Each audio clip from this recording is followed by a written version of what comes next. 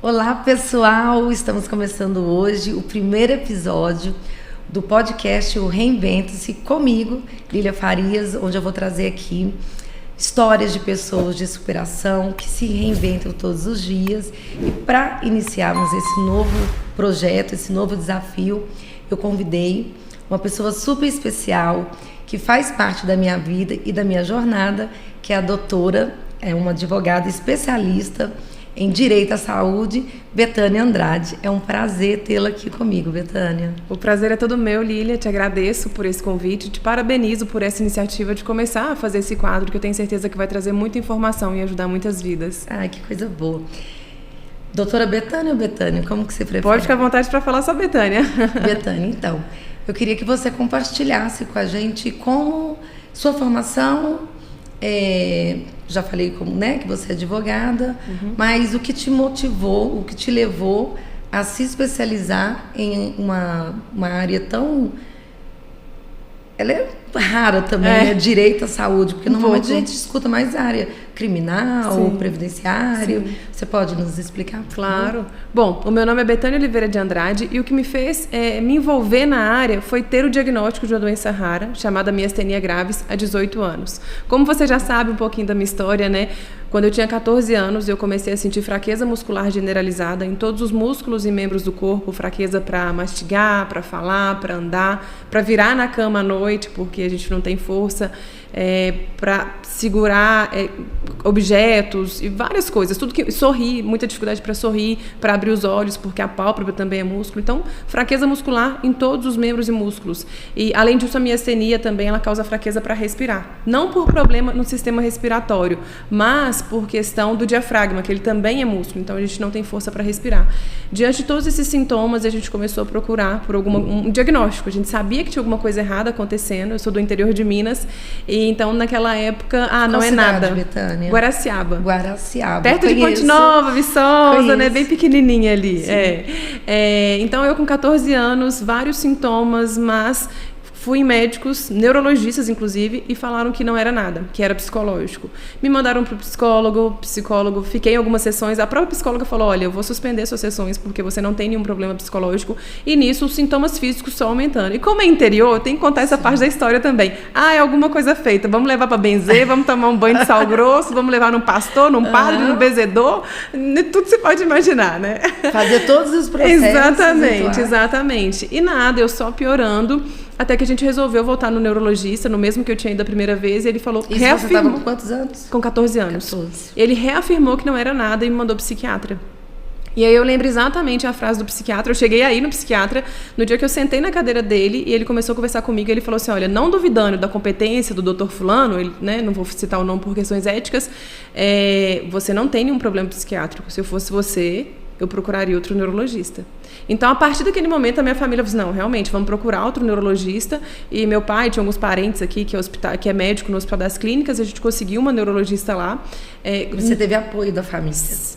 Mais ou menos. Muitas pessoas no início também falavam que era mãe, que era psicológico, mas que não tinha nada. Pais, sim. A família, meu pai, minha mãe e meu irmão, apoio total. Então, eu fui numa nova médica aqui em Belo Horizonte e ela foi sensacional. Isso já tinha mais de 1 ano e 3 meses, mais ou menos, do início dos sintomas. Eu já estava bastante debilitada. E também porque, por se tratar de uma doença não aparente... Exatamente. O que complica muito o nosso quadro, porque quem olha pra gente não imagina que nós temos o diagnóstico de uma doença rara. Exatamente. E aí você não ter essa doença não aparente, né, essa escandalosa, é muitas vezes confundido com preguiça, né? Sem frescura, depressão, manha. Tá novinha, quer namorar, o pai não deixa, quer chamar atenção. Então, tinha todas essas falas. Mas os sintomas já estavam ficando bem fortes. Então, a médica, na primeira consulta... eu não tinha nenhum exame ainda que tinha dado nada positivo. Na primeira consulta, um hospital universitário, visto aquela roupa de hospital, aquele tanto de residente, e a médica ficou falando com os residentes, o que é isso, o que é aquilo? Ela já sabia o que era, né? E aí, fiz a consulta, fiquei mais mais de 1 hora lá, ela me consultou e falou assim, pode esperar lá fora, daqui a pouco eu chamo vocês. Depois ela chamou eu e minha mãe, os residentes já não estavam mais, e ela virou para mim e falou assim, olha, você tem uma doença rara, chamada miastenia gravis, a partir de hoje você vai tomar esse remédio, vai atravessar ali a rua, tem uma farmácia, você já vai comprar o remédio e começar a tomar. E eu lembro que eu falei com ela, doutora, você pode escrever o nome no papelzinho, porque eu vou esquecer. Mas você fez uma série de exames, né? Eu fiz, mas até então os exames não tinham dado nada. O diagnóstico foi clínico. Foi clínico. Nesse primeiro momento o diagnóstico foi clínico. E aí eu lembro que eu pedi ela para anotar o nome assim no papelzinho, porque eu ia esquecer. E assim, uma coisa que eu queria deixar ressaltada aqui é o meu sentimento, que naquele dia foi de alívio. Porque há tanto tempo eu buscava por respostas e não tinha, era mãe, era psicológico. E a partir do momento que veio o diagnóstico, o que eu sentia passou a ter nome e sobrenome, miastenia gravis.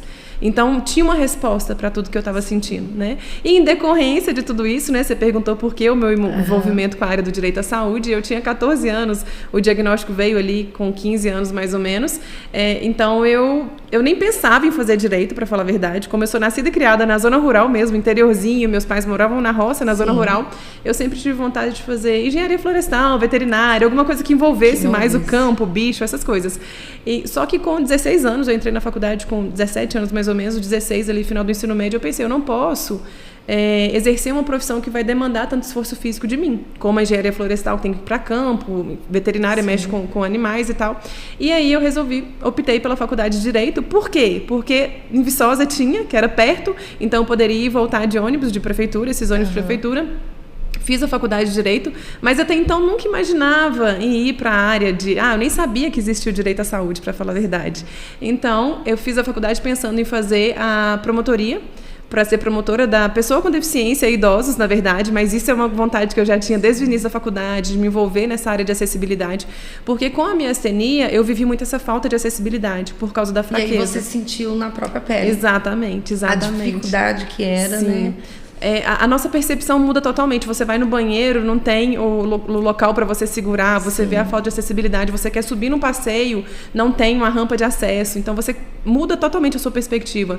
Durante o tempo que eu ia para a faculdade, o ônibus ele não era acessível, então todos os dias o meu irmão ele tinha que me carregar, me colocar dentro do ônibus para ir para a faculdade. E numa época que não tinha tanta informação como hoje, né? A gente está falando aqui eu tenho 10 anos de formada, foi o início da faculdade, 15 anos mais ou menos, há 15 anos atrás. Entendo. Então não falava-se assim em acessibilidade. Então, desde o início da faculdade, eu já tinha um olhar muito voltado para essa questão de acessibilidade. Quando eu formei, passei na OAB, e quando eu saí, eu ainda tinha essa vontade de fazer concurso público, até porque a sociedade tem muito isso. Para ser bem sucedido na área do direito, você tem que fazer concurso. Até que, por algumas voltas da vida, eu conheci o direito à saúde. E quando eu conheci, Lilian, eu falei assim, é isso que eu quero para minha vida. É isso que eu quero. E aí, fiz várias especializações, faço até hoje, na verdade. Já tem mais ou menos 6 anos que eu atuo exclusivamente na área do direito à saúde. Inclusive, posso contar que agora você... Inclusive, é o que eu ia falar agora. Pode ficar à vontade. Por que da Betânia, vou falar Betânia, porque é assim que eu converso com ela todos os dias, praticamente. E que eu me sinto mais à vontade isso, também. E que ela também se sente mais à vontade. Porque... a Betânia, a doutora Betânia Andrade, foi escolhida para ser a minha primeira entrevistada do Reinventa-se. Nós temos uma história em comum. Em 2019, eu venho aos poucos contando sobre essa história, mas aqui no nosso canal a gente vou poder ampliar mais sobre a respeito. Em 2019, no final de 2019, eu comecei, assim, no início do ano, ter vários... Você sabe de toda a história, né? Vários surtos. E também não sabia, como ela falou, do que se tratava. E aí, sempre ativa, fazendo exercícios. Ia para os médicos, falava que era exercício mal feito, toma uma injeção aqui, um remédio ali, melhorava, mas nada. Até que eu tive surtos graves, me deparei no hospital, fiquei 2 meses internada. Foi onde que entra a Betânia na minha vida. Eu fui diagnosticada com uma doença rara, autoimune, grave, e ainda não tem cura, por enquanto. Mas a gente está na batalha, né, Betânia? Sim. E nesse intervalo dentro do hospital, eu não me lembro quem me falou do grupo da neuromielite óptica. Conforme eu falei, é uma doença que ataca o sistema nervoso, o nervo óptico e uma inflamação na medula. Eu no hospital ali, internada, né? A gente fica, o que mais a gente tem tempo no hospital é tempo ocioso, né? Pesquisando, querendo saber o que eu tinha.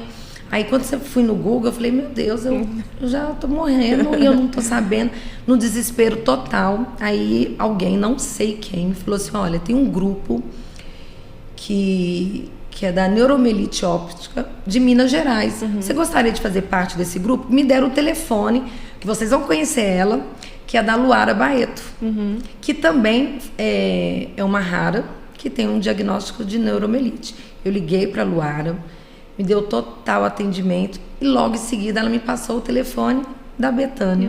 A partir desse momento, eu entrei no grupo da Neuromelite Óptica, comecei a conversar com a Betânia e descobri que eu precisava tomar uma medicação que chama-se micofenolato de mofetila. Hoje tem em torno de quê? Uma caixa? Uns R$500. R$500. Eu preciso tomar, e tomo até hoje, é de uso contínuo, 2 comprimidos ao dia, que são os chamados de imunossupressores, que é o que me controla para que eu não tenha novos surtos, que é assim que a gente fala, né? Sim.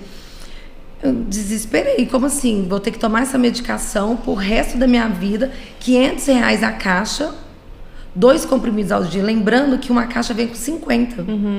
Foi onde que eu entro em contato com a Betânia, advogada em direito à saúde. E naquela época você estava precisando também do micofenonato e rituximab. Isso, o rituximab veio depois, foi 1 mês depois. Tá. Aí a Betânia entrou, começamos a conversar, me acalmou, aí fez todo um processo ali, né, Betânia, que ela vai poder explicar melhor como foi a questão da judicialização. E foi tudo ok, eu saí do hospital achando que eu não ia precisar de mais nada, que eu não ia ter mais... Porque me falaram o seguinte, olha, você teve um episódio, um surto, um episódio isolado, possa ser que nunca mais vai acontecer nenhum novo, e só com esse medicamento aqui vai estar beleza. Eu falei, bom, então a vida que segue. Fiquei aliviada por saber também do que eu tenho, embora muito assustada, porque ela é muito grave. Eu estava muito debilitada. E lembrando, gente, que eu estou falando de novembro de 2019. E a pandemia Covid inicia-se em fevereiro de 2020. Passou, né, Betânia? Eu fui para casa, ela judicializou, ela vai contar como foi.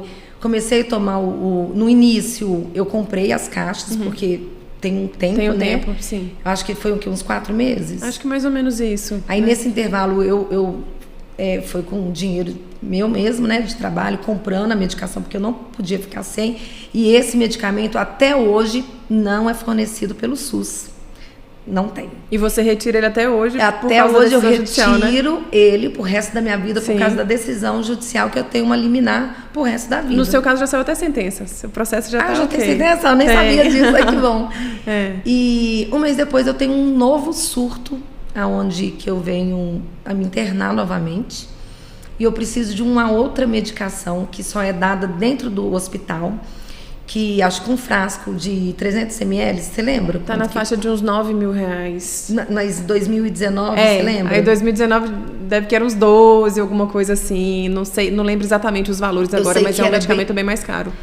E aí eu tive um outro surto, gente, precisei entrar com uma outra judicialização, porque o plano de saúde negou. Sim. E aí eu vou deixar para a Betânia, que é a área dela, explicar como que foi esse processo aí dessa nova medicação, que é o rituximab, e como que ela judicializou. Bom, a primeira coisa que eu queria falar aqui, né, gente, que a Lília começou falando que a gente tem uma coisa em comum, e por que ela me chamou para ser a primeira entrevistada. Porque quando eu judicializei o processo dela, eu contei para vocês, né, que depois que eu formei, durante um tempo eu continuei estudando para concurso público. Concurso público, até que eu conheci o direito à saúde. E quando eu conheci o direito à saúde, eu passei um período me especializando, e aí quando me indicaram para a Lília foi a minha primeira cliente de medicamento. Ela não sabia disso quando ela me contratou, gente, ela não sabia disso. Mas deu tudo certo, a gente judicializou o processo dela, a liminar saiu com 24 horas, foi no dia seguinte, assim, a do micofenonato, foi bem rápido. Foi incrível, porque você me deu tanta certeza do trabalho, e eu, gente, imagina, eu internada, no desespero, eu fiz uma dedicatória para a Betânia lá em 2019, tem relatos que a gente tem toda uma história em comum que está ali nas redes sociais para mostrar, porque ela foi meu anjo, assim, eu não tinha opção, ou ganhava a causa, ou eu teria que viver de doações, porque é uma medicação muito cara. Sim. Ou ia morrer. Então, assim, e ela, por ter um diagnóstico de uma pessoa com doença rara, ela sentia, ela sabia o que eu estava passando. Então, eu falava com ela assim, Betânia, não tem opção não, a gente tem que ganhar essa causa. E ela me tranquilizava. E eu nem sabia sobre isso, mas ela me passava uma confiança tão grande por isso. E é obviamente que ela teria que ser a minha primeira convidada, e eu fico muito grata por tê-la na minha vida. Eu costumo falar todos os dias e agradecer a Deus. Foi meu anjo mesmo, gente. Então, assim, eu recomendo para todo mundo. Precisou de advogada do direito à saúde, é com a Betânia. Imagina, agradeço pelo carinho. E assim, né, gente, só para esclarecer, a Lília foi meu primeiro processo de medicamentos, mas eu já era advogada há mais ou menos 4 ou 5 anos, tá? Então, eu já sabia o que eu estava fazendo, e isso com certeza me ajudou a passar toda essa firmeza que você disse, essa tranquilidade, e principalmente o fato de viver o diagnóstico de uma doença rara, né? Porque a miastenia e a neuromielite, por mais que são diagnósticos diferentes, em alguns pontos elas são semelhantes, como a fraqueza muscular. Então, a gente sabe conversar com o paciente porque eu entendo um pouco a sua dor, digamos assim, né? No processo de judicialização da Lília e no processo de judicialização da saúde de um modo geral, o que a gente precisa demonstrar? Nos processos em face do SUS, que são questões distintas. Quando a pessoa precisa de um medicamento de uso domiciliar, como é o caso do micofelonato, que a Lília citou aqui primeiro, essa judicialização, via de regra, ela vai ser em face do SUS, medicamento de uso domiciliar. O judiciário, ele tem um entendimento majoritário de que o plano, ele não é obrigado a fornecer medicamento de uso domiciliar, a não ser em casos de medicamento para neoplasia, que é para câncer, tá? Então, no caso da Lília, medicamento de uso domiciliar, vamos judicializar em face do SUS primeiramente, antes de chegar no rituximab. O que precisa demonstrar? Tem um tema, chama Tema 106 do STJ, eu não vou entrar no mérito aqui de questões legais, mas só para poder exemplificar, que lá tem as 3 exigências para as questões de medicamento em face do SUS. A gente precisa demonstrar, por meio de um relatório médico muito bem elaborado, a imprescindibilidade dos medicamentos, daquele medicamento que está sendo prescrito. A gente precisa demonstrar que os medicamentos fornecidos pelo SUS, que eles não têm eficácia para o tratamento de neuromielite, até porque a neuromielite ainda não tem o PCDT, né? Não tem um protocolo. Então, assim, não tem nenhum medicamento regularizado. Isso aí a gente vai conseguir, se Deus quiser. Então, a neuromielite em si, ela ainda não tem nenhum medicamento regularizado. Então, a gente precisa demonstrar que aquele medicamento é o único que existe, é imprescindível para o quadro clínico daquele paciente. E como que a gente vai demonstrar isso? Por meio de um relatório médico muito bem elaborado, que muitas vezes a gente tem dificuldade de conseguir com alguns médicos, né? Então, assim, tem que ter um bom médico. Se for para judicializar em fase de plano de saúde, o médico do plano não gosta de fazer relatório, isso é a realidade, né? Estou aqui falando a verdade para vocês, que muitas vezes enfrentam essa dificuldade. Mas aí, em fase do SUS, demonstrar essa questão, tem que demonstrar que o medicamento ele é urgente, porque para conseguir a tutela antecipada no judiciário, que vocês conhecem como liminar, um dos requisitos é demonstrar a urgência. Demonstrar que aquele medicamento, se não tomar, quais que são os riscos? Se a pessoa ficar sem o medicamento. Então, tudo isso precisa vir muito claro ali no relatório. Fora o desespero do paciente, né? Não, sem dúvida. Sem dúvida, né? Eu falo por experiência própria. Mas isso é geral. Eu ligava para ela o tempo todo. Todos os pacientes, né? Tem essa ansiedade para sair o medicamento. A gente precisa demonstrar que o medicamento ele é registrado na Anvisa. Existem situações também de medicamentos não registrados na Anvisa, mas a gente não vai entrar no mérito aqui agora, porque não é o foco, né, da neuromielite. E, além disso, a gente precisa demonstrar a hipossuficiência financeira para manutenção do tratamento. Aí muita gente pode perguntar assim, Betânia, então quer dizer que o SUS é só para quem é carente? Não, não necessariamente, gente. O SUS é para todo mundo. Como a gente deu o exemplo aqui, o micofelonato, ele custa R$500 por mês, cada caixa. Pois é. Então, a Lília toma 2 medicamentos por mês. Ela precisa de 2 caixas, né? No final do mês vai sobrar um pouquinho ali, enfim. Mas precisa de 2 caixas. Então, R$1.000 por mês. Pensa você mantendo isso a vida toda. Da mesma forma, tem o rituximab, que hoje dá mais ou menos uns R$10.000 por mês, né? Então, são medicamentos de altíssimo valor. E nós demonstramos todos esses requisitos, conseguimos o medicamento para a Lília, o processo dela já teve até sentença, tá tudo certo, e agora ela vai ter esse medicamento pelo resto da vida, enquanto ela precisar. E em face do plano é a mesma coisa, precisa de um relatório médico muito bem fundamentado, a gente precisa demonstrar que existem evidências científicas para aquele medicamento. Normalmente já é de praxe a negativa do plano de saúde. Parece que os planos de saúde privado, quando você precisa de uma medicação de alto custo, como foi o meu caso, do rituximab, que na época que são chamadas, gente, infusões.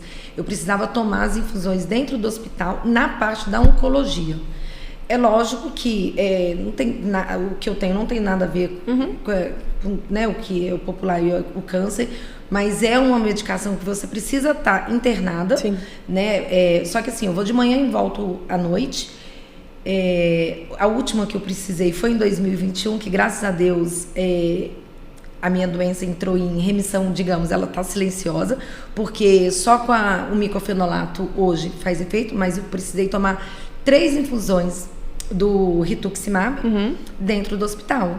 E o plano de saúde me negou, porque é um medicamento de altíssimo custo.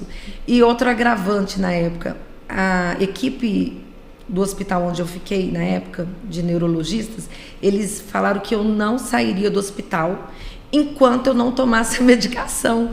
E, gente, pensa, Lília. Pensa aí, eu ligando, eu querendo sair do hospital, já há 2 meses internada. Aí já estamos falando de dezembro de 2019, Natal chegando, um ano novo, não saía, é um processo longo, a Bethânia correndo contra o tempo, os médicos falando que eu não iria sair do hospital e eu precisando uma corrida da vida, né? Sim, igual aquele filmezinho, o relógio. Exatamente. Batendo. Então eu ligava para ela o dia inteiro, eu olhava no aplicativo de como estava o processo e falava com a médica, eu não posso esperar sair a sentença em casa. Ela, não, é internada. E ali isso eu deixava ela.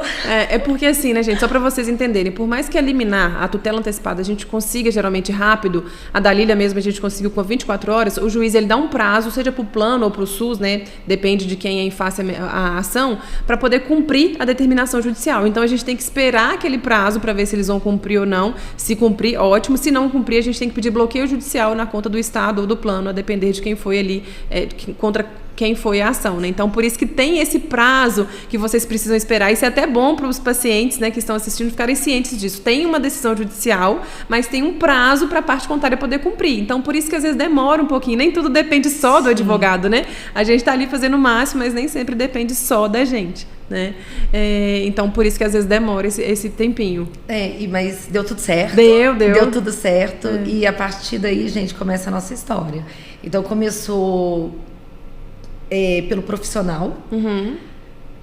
E óbvio que quando eu soube que ela também tem uma doença rara, que é a miastenia, eu me senti mais acolhida, porque você conversar, eu sou professora estadual e trabalho na área de inclusão, sou professora de apoio do Estado. Então eu já tinha esse olhar de um cuidado.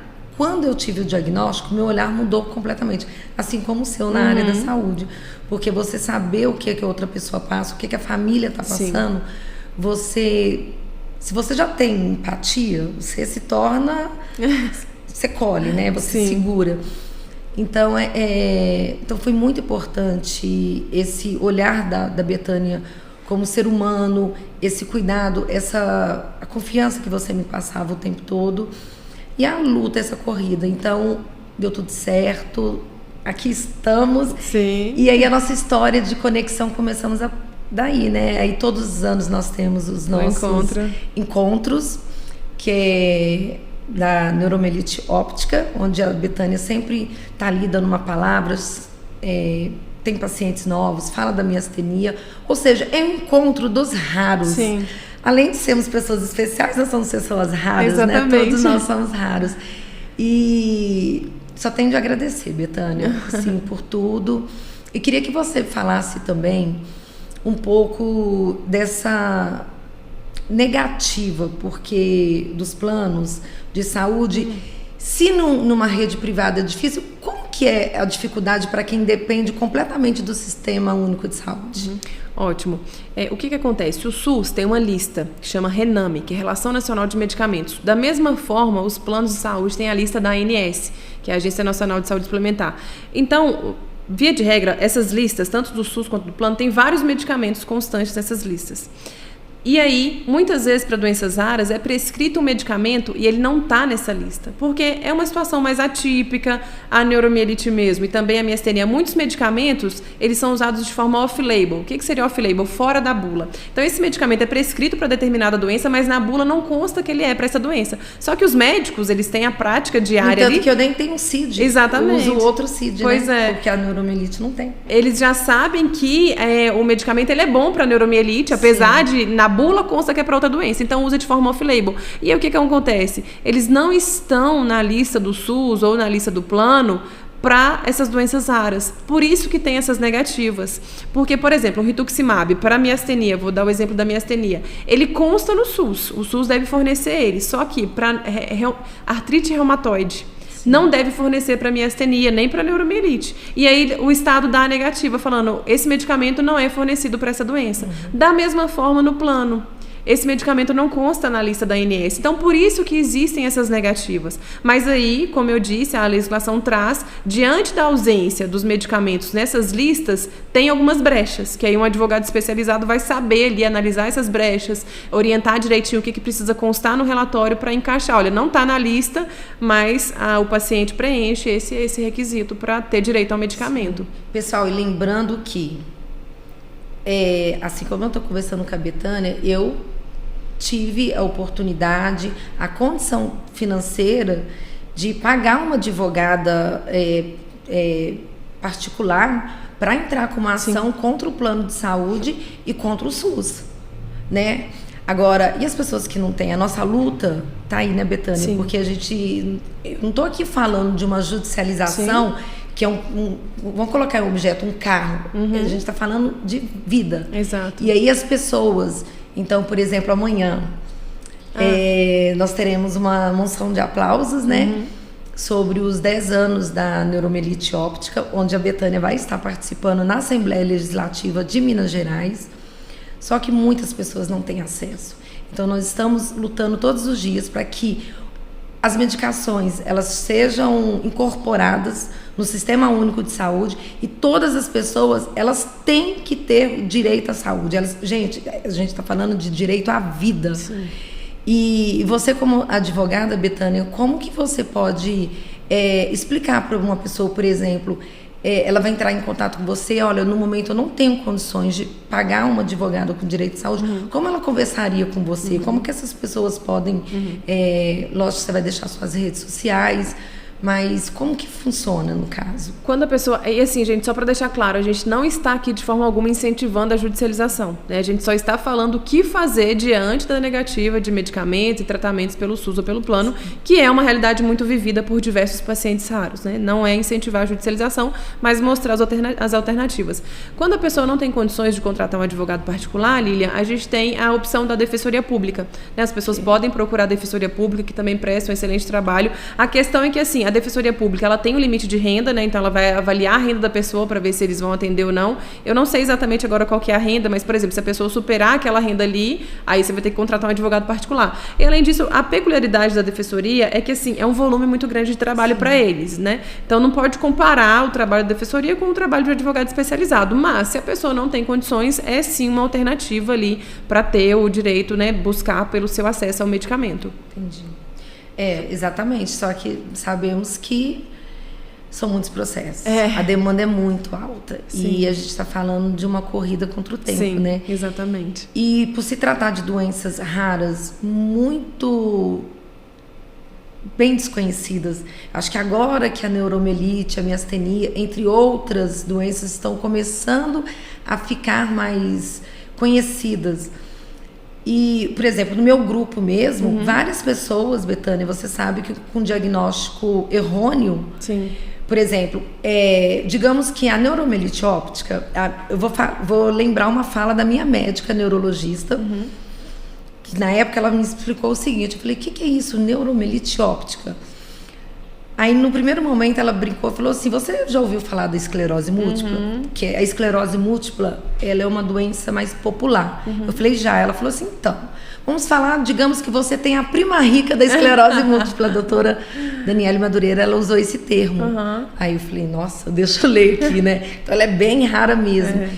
E, então, tanto é que antes era o mesmo diagnóstico, né? Depois que separou neuromielite e esclerose. Só que qual é o problema? O mesmo diagnóstico o mesmo tratamento para doenças diferentes. Doenças diferentes. Então, eu tenho pessoas com diagnósticos errados, que hoje elas fazem uso da cadeira de rodas, são cegas, porque tem as questões da inflamação da medula, tremores, entre vários outros problemas. E você pode falar isso pra gente, o Betânia também, assim, como a pessoa pode resolver isso de uma forma mais rápida também?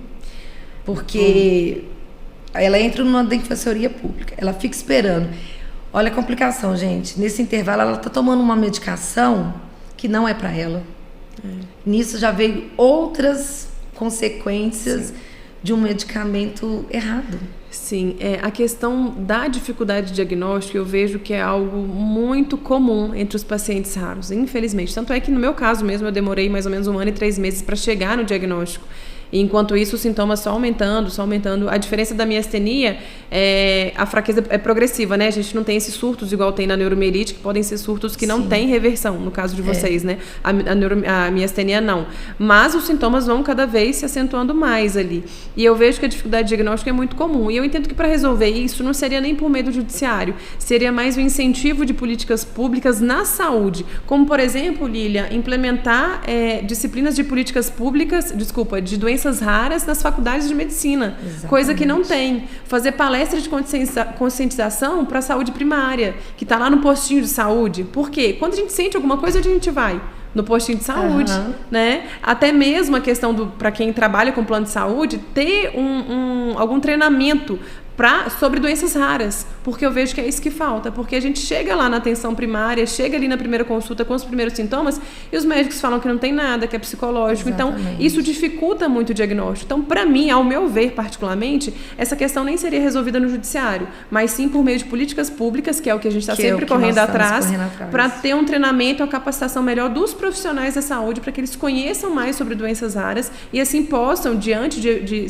alguns sintomas, já ter esse insight. Olha, acho que isso está parecendo isso. Exato. E assim conseguir dar os devidos encaminhamentos. Exatamente. E aí, por exemplo, no nosso caso meu, da Betânia, entre outras pessoas que têm uma doença rara não aparente, nós temos o chamado cordão do girassol. Que o cordão do girassol, ele é muito importante, não sei se todos vocês conhecem. Normalmente, a gente costuma só dar atenção naquilo que é prioridade pra gente, né? Sim.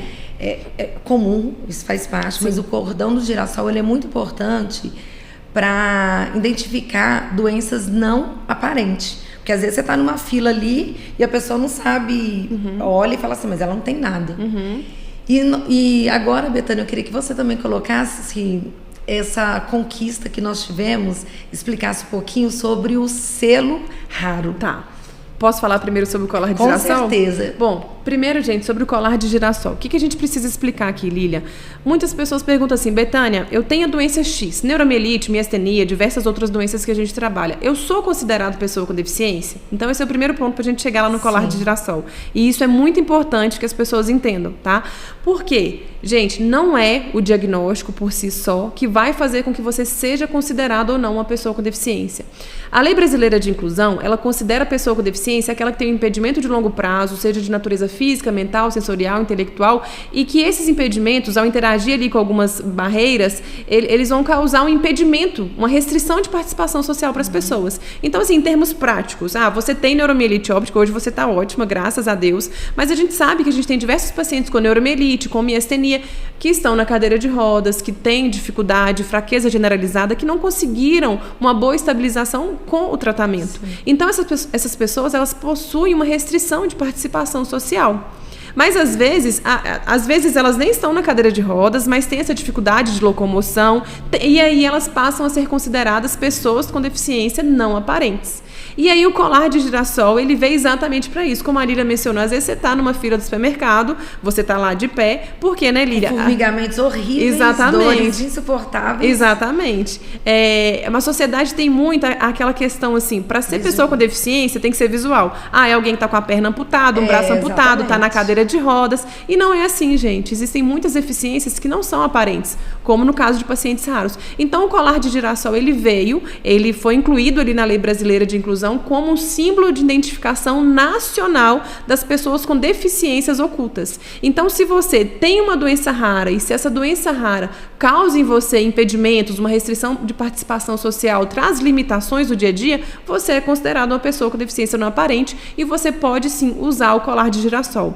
Aí ainda me perguntam, Lília, Betânia, mas qual o direito que eu vou ter ao usar o colar de girassol? As pessoas precisam entender que o colar de girassol, ele é um colar de identificação, tá? Ele não é um colar que te dá direitos, digamos assim, mas foi uma conquista muito relevante, porque diante de situações como a gente mencionou, de filas, de banco, de supermercado, de aeroporto, você vai ter um colar te identificando. As pessoas que trabalham nessas áreas já estão sendo capacitadas para conhecer o que significa o colar de girassol. Então, diante disso, vai ter um respeito maior, vai ter uma conscientização, né? E é importante que você tenha ali no colar de girassol um QR Code, que é muito utilizado hoje em dia, com os seus relatórios médicos, ou então que você tenha o seu relatório médico impresso, porque não é comum as pessoas pedirem, o certo é nem pedir, se você está com colar, subentende-se que você tem o direito, que você está se identificando, mas ao mesmo tempo, eu confesso que eu vi colar de girassol sendo vendido na banca de revista. Ficou então, bonito, né? Ficou legal. Exatamente. Né? Vai que alguém nem... Eu uso lá sempre, eu termino agradecendo, põe lá, vamos supor, com carinho, Lília Farias, eu coloco o girassol embaixo. Pois gente, não é porque é uma florzinha bonita, não, porque é o símbolo que eu uso pra vida, né? Exatamente. Pois é, mas muitas pessoas talvez nem sabem o que acham bonitinho e colocam no pescoço. Então, assim, pode acontecer, tá numa fila do supermercado, gerou uma polêmica, alguém, você tá com o seu relatório? Mostra, porque assim, e até mesmo se as pessoas perguntarem o que é o colar de girassol, expliquem, porque é comum as pessoas não conhecerem. Então a gente tem que ter essa paciência para poder conscientizar, para poder explicar, porque isso quem vai fazer somos nós, né? Então isso que eu queria deixar claro aqui em relação ao colar de girassol, que é um símbolo de identificação e que nem todas as pessoas com doenças raras serão também consideradas pessoas com deficiência. Grande parte serão. A gente sabe que sim, grande parte será considerada. Só que a gente não pode generalizar, né? A gente precisa deixar aqui essas ressalvas. E aí você perguntou sobre o selo raro. O selo raro. Né? Já começando agora sobre o selo raro. O selo raro foi uma novidade que veio aí na semana passada, eu acho. Semana passada, tá novinho, trazendo bem aqui recente, essa novidade. Exatamente. O que todo mundo ainda nem sabe, né? Sim, exatamente. O que é o selo raro, gente? O selo raro, quando a gente vai distribuir uma ação judicial, a gente vai protocolar uma ação judicial, a gente consegue escolher ali que trata-se de medicamentos, medicamento do SUS, medicamento do plano. Então a gente consegue colocar como se fosse algumas etiquetinhas no processo. E agora a gente consegue colocar uma etiquetinha que trata-se de doença rara. Então, eu até já fiz protocolo depois que saiu esse selo raro. Você viu que eu corri, te mandei... Gente, fez assim, ó. Saiu o selo raro, aí na mesma hora eu enviei mensagem para ela e falei assim... Betânia, você coloca lá no meu processo selo raro? Ela, Lília, o seu já teve sentença, teve isso também, né? Exatamente. Uma vez julgado... Não, o seu processo já está decidido. E aí, qual que é a função desse selo raro? Agora, isso é muito importante também que os pacientes saibam que não é o fato de você ter uma doença rara que seu processo vai automaticamente ter o selo raro. O seu advogado precisa ter o conhecimento de que existe a opção do selo raro, que é essa etiquetinha lá de doença rara, para no sistema ele selecionar essa opção de colocar como doença rara. Então, o advogado, quando vai distribuir a ação, vai protocolar uma ação judicial, ele coloca essa opção para demonstrar para os juízes, para os desembargadores, que trata-se de uma doença rara, e aí quando o juiz for pegar esse processo, digamos que na caixa de entrada dele assim, ele consegue ver as etiquetinhas do processo, então vai ter uma etiqueta para ele lá, falando que aquele caso trata-se de uma doença rara. E qual que é o objetivo desse selo raro? É exatamente demonstrar para o judiciário, olha, tem um processo aqui que é urgente, é uma doença rara, e a gente sabe que uma doença rara... Conquista, né? Não, com certeza. E como você mesmo disse, pacientes com doenças raras estão ali aguardando o medicamento ansiosamente. Então, o selo raro ele vem para demonstrar para o juiz, olha, isso precisa ser julgado com urgência, provavelmente é um medicamento, é um tratamento que está sendo pleiteado aqui. Então, uma forma de sinalizar para o judiciário para que, assim, os pacientes raros tenham uma prioridade ainda maior dentro do processo judicial, ali no julgamento desses processos. E, além disso, vai ser muito bom para servir de estatísticas, para demonstrar como está sendo essa judicialização dos pacientes raros. Então, sem dúvida, foi sim uma grande conquista. E agora vamos ver como que vai ser na prática do dia a dia no judiciário. Acredito que vai ajudar a agilizar o andamento dos processos. E pessoal, assim, é muito importante deixar claro, eu falo do meu sentimento, eu falo do seu sentimento, e eu acho que nós estamos aqui nesse primeiro episódio, isso é uma conquista muito grande. Sim. Muito. Eu falo por mim mesmo, quando eu estive no hospital internada, quando saiu a decisão que eu ia tomar a dosagem daquela medicação, nossa, que ganhar em Mega Sena quando se trata em vida, aí você começa a ver e a perceber. Eu sempre valorizei muitas minhas coisas, eu amo viver, mas quando você está ali naquele momento que você percebe que diploma, conhecimento, dinheiro, nada disso importa. Exato. Se você não tiver saúde, nada disso importa. Nós somos feitos de barro, né? Eu costumo falar isso, nós somos feitos de barro. Então, quando saiu aquela medicação, que eu olhei, que você agradece a Deus, que você respira, que você chora, que você não sabe. Agora vem aí, depois o cordão do girassol, agora o selo raro. Sim. É uma conquista que representa todos nós, Betânia. Sem dúvida. Todos nós. Então, assim, a todos os pacientes, a família, os advogados que trabalham na área, Sim. Os médicos, lógico que a nossa luta, a nossa causa é gigante, a luta ela é diária e teremos outras conquistas, e eu fico com o coração cheio de alegria por Sim. estar aqui hoje contando um pouco sobre a minha história, sobre a sua história e sobre a nossa história. Então, gente, uma outra mensagem que eu quero deixar aqui, falando que é muito importante, que o diagnóstico nosso, eles não nos define. Isso é muito importante deixar claro. Sim. Então, Betânia, muito obrigada por estar participando do Reinvente-se. Eu espero que, assim como você, que é uma pessoa que, através de uma doença rara, não deixou se abater.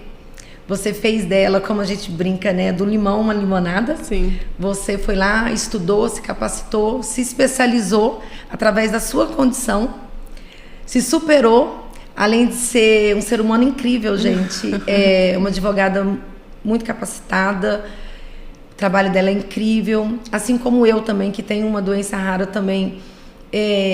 Por mais difícil que seja, não deixei me abater, e isso que eu quero mostrar para vocês e trazer, que o nosso podcast, inclusive o nome está ali, Reinvente-se, é isso.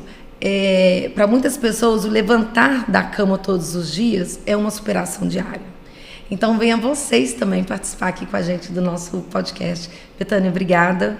Espero poder ter outros bate-papos aqui com você. E quero que você aproveite e deixe suas redes sociais, seu contato, para quem quiser entrar em contato com você, como te encontra aí? Ótimo. Só fazendo um acréscimo ainda em relação Sim. ao selo raro, antes de finalizar minha fala e de fazer o agradecimento, eu queria deixar claro aqui que o selo raro, gente, ele foi implementado no Tribunal de Justiça Estadual de Minas Gerais.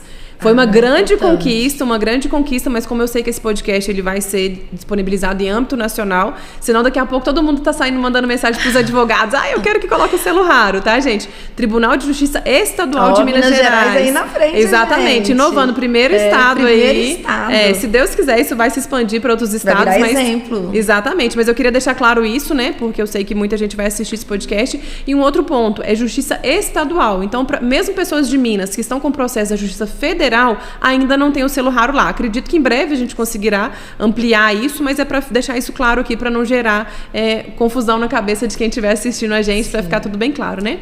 E agora eu quero te agradecer imensamente por todas as palavras, por esse convite, por todo o carinho que você tem comigo desde o início. Você falou, né, que quando você estava no hospital, que você recebeu a decisão, como que foi emocionante para você. E assim, eu digo, Lília, que eu vivo isso diariamente. Quando eu recebo uma decisão, assim, que a gente conseguiu um medicamento para o cliente, é como se fosse para mim, sabe? Justamente pela situação que você disse, por viver uma condição rara, por saber a importância da saúde, Exatamente. Por saber o quanto que esse medicamento vai ser importante na vida daquela pessoa.